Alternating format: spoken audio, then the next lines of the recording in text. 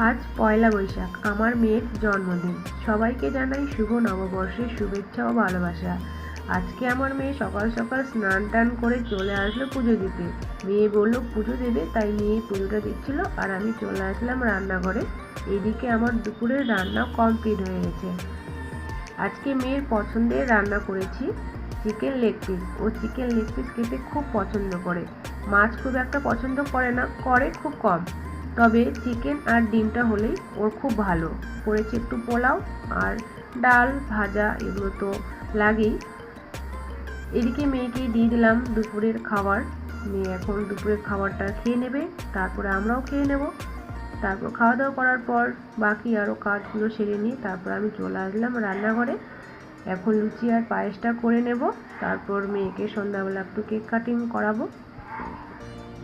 তো এদিকে মেয়ের পছন্দের চকলেট ফ্লেভার কেক চলে এসছে। ও চকলেট ফ্লেভার ছাড়া কোনো কেক পছন্দ করে না। আর এদিকে মিষ্টিও নিয়ে এসছে। তো আজকের দিনটা আমি কি করে কাটালাম সেটাই তোমাদেরকে ছোট্ট ব্লগের মাধ্যমে শেয়ার করলাম।